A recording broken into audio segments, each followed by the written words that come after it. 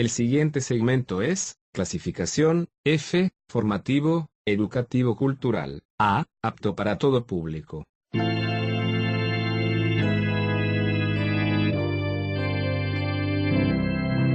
Bienvenido a Hora de Estudio Bíblico, con nuestro maestro el Dr. Lehman Strauss. Este estudio es el resultado del tiempo personal con el Señor, el ministerio pastoral y la experiencia en conferencias bíblicas del Dr. Lehman Strauss. Él nos instruye y alienta con la enseñanza de la palabra de Dios. Ahora, el Dr. Strauss. En el programa de hoy, la primera palabra que me gustaría considerar es la palabra alegoría. Hasta donde yo sé, esta solo aparece 2 veces en la Biblia, y es en Gálatas capítulo 4, versículos 24 y 25, que dicen lo siguiente: lo cual es una alegoría, pues estas mujeres son los 2 pactos. El uno proviene del monte Sinaí, el cual da hijos para esclavitud. Este es Agar, porque Agar es el monte Sinaí en Arabia y corresponde a la Jerusalén actual, pues ésta, junto con sus hijos, está en esclavitud. Creo que tanto estas referencias a Agar y Sara como a Ismael e Isaac tienen un verdadero significado. Hablar alegóricamente significa expresar una cosa bajo la imagen de otra. No obstante, permítame decirle que cuando encontramos alegorías, tenemos que tener sumo cuidado, ya que no debemos alegorizar las Escrituras. Esta manera de interpretación puede ser muy peligrosa porque existe la tentación y el riesgo de utilizar la imaginación de uno al leer una palabra o una idea que el Espíritu Santo nunca propuso. Ahora, aquí tenemos una alegoría en Gálatas 4:24, y creo que usted ya la vio. Es un tanto obvio aquí lo que el apóstol Pablo quiere decir, pero alegorizar puede ser muy peligroso si lo hacemos nosotros mismos. Por ejemplo, alegorizar es un error muy común encontrado en las paráfrasis de la Biblia. Si usted tiene alguna paráfrasis de la Biblia, encontrará con seguridad muchas alegorías. Esto es algo peligroso, ya que se trata de una persona diciéndole a usted el significado de un pasaje, y por lo general esto sale de la imaginación de ese individuo, o sea que usted termina leyendo algo que el Espíritu Santo nunca puso en ese pasaje. Entonces, tenemos esta referencia de la palabra alegoría en Gálatas 4:24 y, por supuesto, hace referencia del Antiguo Testamento al hablar de Agar, Sara, Ismael e Isaac. Muy bien, creo que tenemos tiempo, antes de meternos en el estudio de la serie Falsos Profetas, para tratar otra palabra. Esta es la palabra aleluya, la cual significa alabado sea Jehová. Esta palabra aleluya es empleada frecuentemente por los autores de los Salmos al convocar al pueblo para alabar a Jehová. Usted la encontrará en Salmos 104, 105, 106, 111 al 113, 115, 116, 117 y 135. En todas estas ocasiones, además de los primeros y últimos versículos de los capítulos 146 al 150, la palabra está traducida como alabado sea el Señor. Aleluya significa alabad al Señor. Personalmente me encanta esta palabra. Cuando la leo en la Biblia es como que apela a todo mi ser a alabar a Dios y agradecerle por haberla inventado. Pero no la utilice con liviandad, mi amigo. No la use casualmente. No la emplee en una manera en la cual dañe el testimonio de la palabra de Dios. Manténgala en el sentido sagrado en el cual Dios la puso en la Biblia. A veces las palabras aleluya y amén son utilizadas por personas en forma chistosa. No. Esta palabra significa alabado sea el Señor. Así que busquemos siempre darle el uso debido. Bueno, ahora vamos a comenzar con una breve serie en cuanto a falsos profetas, que he titulado Cuidado con los falsos profetas. O puesto de otra manera, cuidado con los lobos disfrazados de ovejas. Pero antes de ir a la palabra de Dios en esta oportunidad, vayamos ante la presencia de Dios en oración. Amado Dios, llegamos ante tu presencia con alabanzas y agradecimiento. Queremos agradecerte por toda tu bondad y misericordia para con nosotros. Queremos agradecerte por la radio, por los miles y miles de personas que son bendecidas espiritualmente a través de este ministerio. Señor, háblanos hoy a través de este programa. Que tu palabra llene de bendiciones al pueblo de Dios en el poder del Espíritu Santo y salve a los perdidos. Te agradecemos hoy por lo que vamos a escuchar. Te agradecemos por las estaciones que están transmitiendo tu palabra. Bendícele, Señor, y que todo sea utilizado para tu gloria. Te lo pedimos en el nombre del Señor Jesús. Amén. Hace poco compartí un desayuno en la mesa de un hotel en Carolina del Norte, en Estados Unidos, con un hermano que no estaba de acuerdo conmigo en el aspecto profético de las Escrituras, específicamente en cuanto al milenio. Ahora, le digo, yo soy premilenialista. Creo que hay un verdadero milenio en el futuro y un verdadero reinado de Cristo en esta tierra por un período de 1000 años. Pero mi hermano, que estaba compartiendo aquel desayuno conmigo, no creía en un milenio literal. Él no aceptaba la Biblia de la manera que yo la acepto. Estábamos debatiendo acerca de Apocalipsis 20. Recuerde que nuestros puntos de vista proféticos eran muy distintos. No podíamos llegar a un acuerdo en cuanto a este pasaje de la Escritura en Apocalipsis por el simple hecho que teníamos diferentes principios de interpretación bíblica. Yo, por un lado, literalicé el pasaje y mi compañero lo evaporó.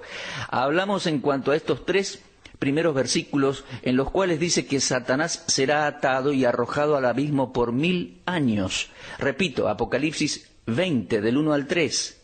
Este amigo se esforzó grandemente para tratar de convencerme de que esos versículos no se referían al futuro, sino que Satanás se encuentra ahora atado en el presente y que Dios tiene al mundo en sus manos. Si bien yo creo firmemente en la doctrina de la soberanía de Dios, simplemente no puedo comprender la forma de razonar de este individuo. Él no tenía ninguna base bíblica en cuanto a su modo de pensar. Por supuesto, citó la Escritura e hizo algunas referencias como las que siguen. Citó Lucas 10:18, yo veía a Satanás caer del cielo como un rayo. Ahora bien, ¿es verdad esto? Jesús lo dijo. Él también citó Juan 16:11, a donde el Señor Jesús dijo, por cuanto el príncipe de este mundo ha sido ya juzgado.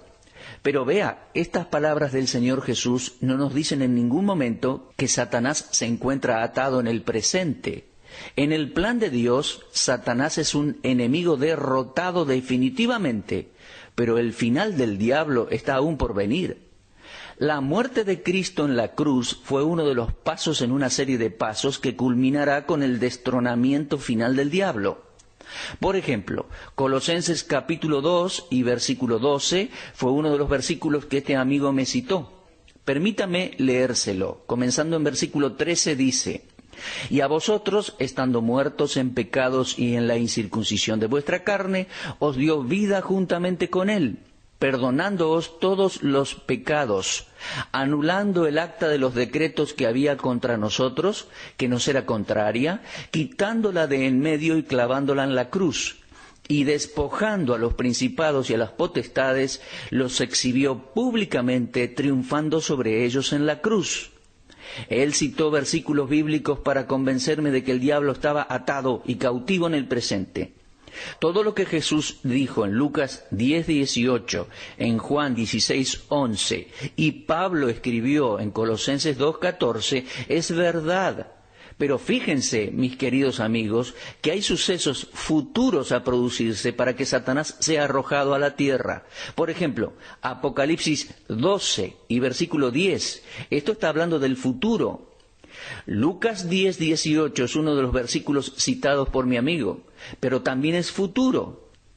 Después de eso, el diablo será arrojado al abismo en Apocalipsis 23 y finalmente será arrojado al lago de fuego por la eternidad en Apocalipsis 20 y versículo 10. Usted verá que hay suficiente en la Biblia diciéndonos que el diablo será atado en el futuro.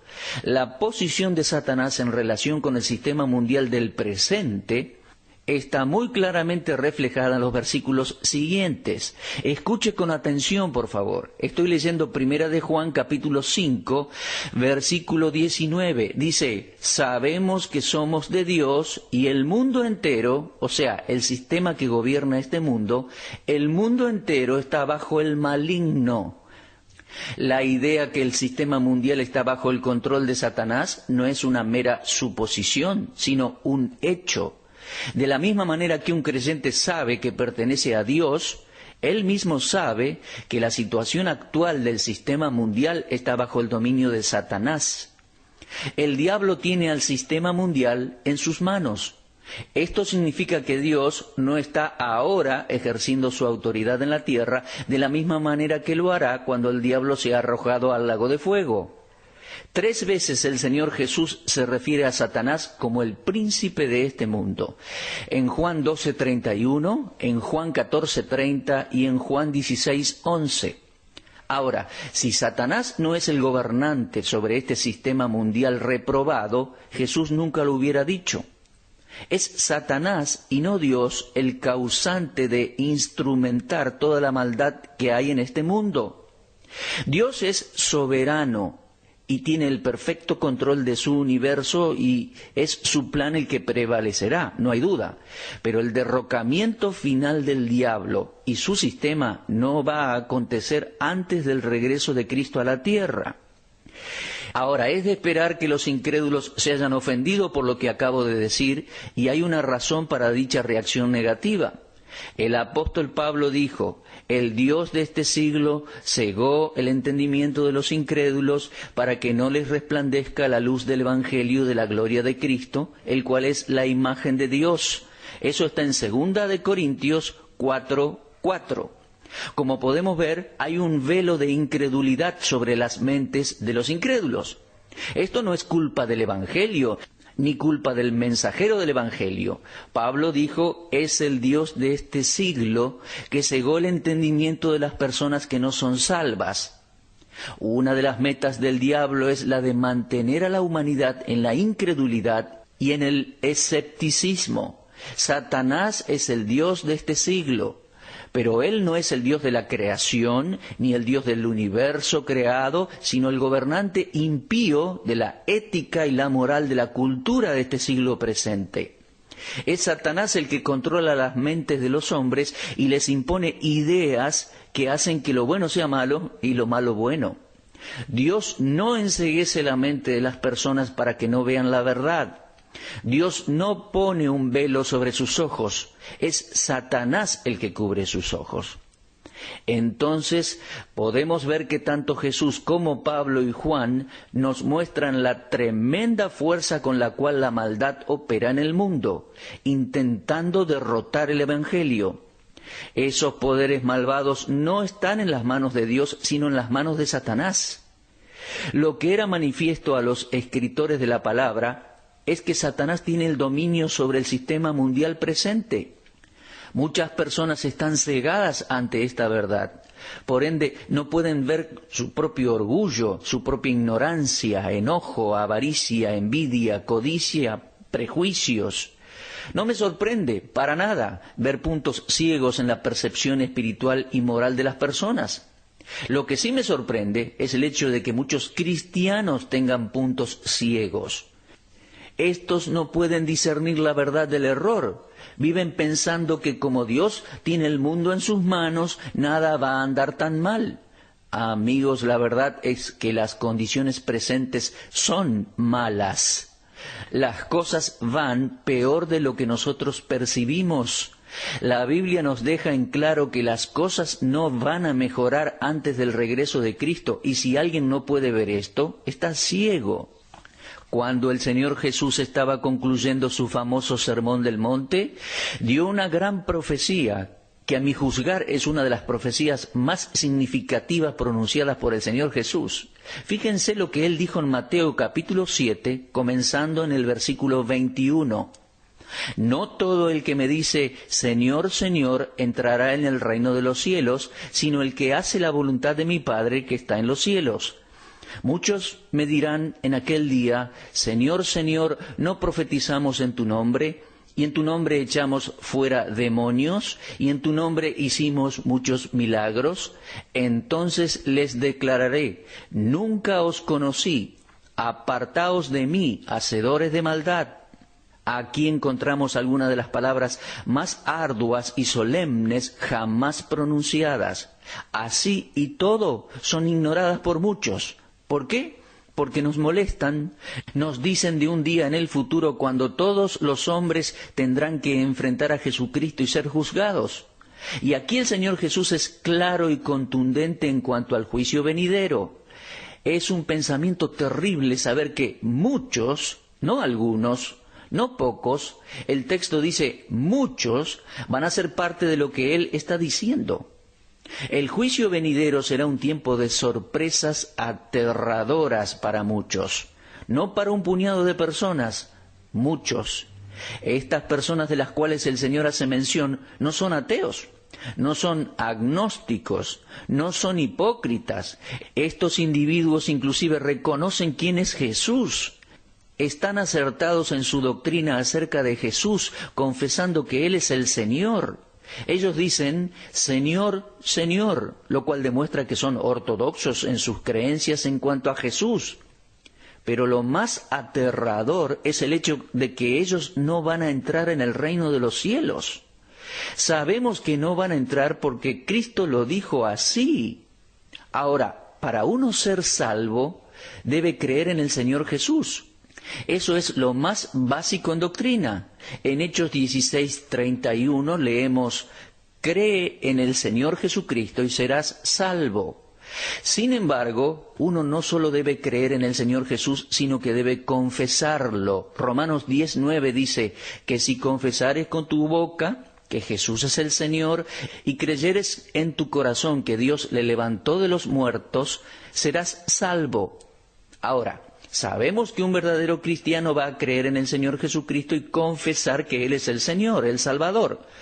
Aquellos que entren en el reino serán aquellos que hayan creído y confesado con sus bocas. Pero lo que es pavoroso es lo que dice el Señor Jesús aquí en Mateo 7:21 y 22, que no todo el que cree y confiesa quién es Jesús va a entrar en el reino de los cielos. Santiago en su epístola nos recuerda que aún los demonios creen, Santiago 2:19, y no solo creen, sino también lo confiesan, pero tiemblan. En Marcos capítulo 5, un demonio dijo, ¿qué tienes conmigo, Jesús, Hijo del Dios Altísimo? ¿Quiénes son entonces estos creyentes que creen quién es Jesús y le confiesan con sus bocas, pero no van a entrar en el reino de los cielos? Estamos seguros de que estos individuos nunca fueron salvos. Sé que hay personas que creen que uno siendo ya salvo puede perder su salvación y que el Señor Jesús está hablando de estos en Mateo 7:21 y 22. Pero quiero que se fije con detenimiento en lo que Jesús dice. Él dice, nunca os conocí. Lo que el Señor deja en claro aquí es que Él nunca, en ninguna instancia, tuvo algo que ver con ellos. Él no los reconoce. Las multitudes, no unos pocos, sino muchos, que van a pronunciar el nombre del Señor Jesús ese día, son ni más ni menos que víctimas del engaño. Esta es una de las enseñanzas más claras que encontramos en la palabra de Dios. El Señor exhorta a las personas a que se aseguren de que están caminando por el sendero estrecho que conduce a la puerta angosta en Mateo 7, en versículos 13 y 14. Luego prosigue a exhortar inmediatamente con una advertencia del grave peligro de los falsos profetas. Estos engañadores persuaden a la gente a caminar por el camino amplio y entrar así por la puerta amplia. ¿Se da cuenta? Esos muchos del versículo 22 fueron engañados por falsos maestros. Mis queridos amigos, yo creo que existen muchas personas hoy en día muy sinceras, religiosas, miembros de iglesias y que profesan ser cristianos, que están siendo engañados por falsos profetas, desviados por falsos maestros. El falso profeta es un engañador que en principio va a parecer estar en lo cierto, en lo correcto. Se disfraza de oveja cuando en realidad es un lobo. Este impresiona con su inocencia y bondad con la cual le ofrece su ayuda. Jesús dijo: vienen a vosotros con vestidos de ovejas, pero por dentro son lobos rapaces. Mateo 7:15. Sus enseñanzas en la superficie parecen las correctas, pero en realidad son las que guían al camino amplio que conduce a la destrucción. Entonces el Señor les dice a sus discípulos: he aquí yo os envío como ovejas en medio de lobos. Mateo 10:16. Él dijo ser el buen pastor que vino a proteger a su rebaño de los lobos. Juan 10, versículos 11 y 12. Y Pablo, antes de salir de Éfeso, le advirtió a los ancianos de los peligros existentes al decirles allá en Hechos 20, 29 y 30, porque yo sé que después de mi partida entrarán en medio de vosotros lobos rapaces, que no perdonarán al rebaño, y que de vosotros mismos se levantarán hombres que hablen cosas perversas para arrastrar tras sí a los discípulos. Mis queridos amigos, estén alertas, estén atentos a estas personas que lucen la vestimenta sin tener ningún derecho. Dios dice que hablan mentiras en el nombre del Señor. Zacarías dice que lucen un manto para engañar. El manto era uno de lana. Era en realidad hecho de piel de oveja y se usaba con el pelo hacia adentro para mantener el calor. Era la vestimenta típica del profeta del Antiguo Testamento. Era llamado el manto. El profeta Elías usaba uno, como se menciona en el primer libro de Reyes, capítulo 19 y versículo 13. Y luego se lo pasó a Eliseo, como vemos en el primer libro de Reyes 19 y versículo 19. Pero Elías y Eliseo eran verdaderos profetas de Dios. Ellos tenían derecho a lucir el manto de profeta, pero luego habían falsos profetas también, los cuales ganaban prestigio imponiéndose a cuestas de la generosidad del pueblo de Dios. Como podemos ver, existen falsos profetas también en el día de hoy. Engañar personas es su profesión. Son sutiles. Pablo los describe como falsos apóstoles, obreros fraudulentos que se disfrazan como apóstoles de Cristo. Leemos eso en 2 Corintios 11:13. Pedro dijo en su segunda epístola, capítulo 2 y versículo 1, pero hubo también falsos profetas entre el pueblo, como habrá entre vosotros falsos maestros que introducirán encubiertamente herejías destructoras. Judas, mientras tanto, en su pequeña carta escribe: porque algunos hombres han entrado encubiertamente. Dado a que su apariencia es la de ovejas, no se sospecha que sean falsos. El apóstol Pedro nos da una pista del modus operandi de estos al escribir: hubo también falsos profetas entre el pueblo, queriendo decir el pueblo del Antiguo Testamento. Moisés advirtió también a los hijos de Israel de la venida de falsos profetas. Eso lo podemos leer en Deuteronomio 13:1. Y por lo visto, el falso profeta siempre aparecía cuando Dios mandaba uno verdadero. El engaño del falso profeta hacía que fuera más difícil para la gente identificar el error. Como pueden ver, el diablo no es un innovador, sino un imitador, y se especializa en imitar lo que es verdadero. Los falsos profetas en el tiempo de Jeremías nos sirven como ilustración. Él, o sea, el falso profeta, andaba entre el pueblo proclamando paz, paz, y no había paz. Ese era un falso profeta. Leemos eso en Jeremías 6:14. Él es un predicador muy bueno consolando a la gente, siempre dejando la impresión de que este mundo no está tan mal. Nunca lo incomoda al predicar sus sermones. Nunca predica sobre el pecado. Nunca predica acerca de la santidad de Dios. Nunca predica acerca de la justicia de Dios. Lo falso no reside en lo que dice, atención, sino en lo que no dice. El hecho de que una persona no predique lo que es obvio que está mal o que no es verdadero, no queda excluido de ser un falso profeta. Repito, un falso profeta no solo dice cosas falsas, sino que también no dice las cosas que son verdaderas. Un predicador no necesita decir herejías para mostrarse en un lobo con vestiduras de oveja. Este es un falso profeta si encubre el consejo de Dios.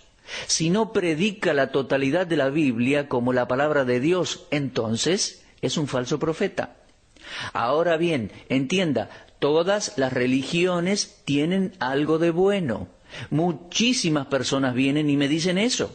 Hermano Strauss, siempre hay algo bueno en cada religión. Yo no niego eso, ya que puede ser verdad. Todo lo que digo es que los falsos profetas están en vigencia hoy en día y no están necesariamente predicando herejías, sino que, atención, predican la verdad a medias. Bueno, suficiente por hoy, se nos acabó el tiempo. Vamos a continuar con esta serie en nuestro próximo programa. Y si Dios lo permite, estaré de vuelta a la misma hora y en la misma estación radial para dar la segunda parte de esta serie, Cuidado con los falsos profetas. Será hasta entonces. Usted estuvo escuchando Hora de Estudio Bíblico con el maestro el doctor Lehmann Strauss. Si desea escuchar una vez más este mensaje, visite nuestra página en la internet www.bbnradio.org. Le dejamos la invitación para que el día de mañana nos acompañe aquí, en este mismo horario y punto del dial. Hora de Estudio Bíblico es una producción de BBN.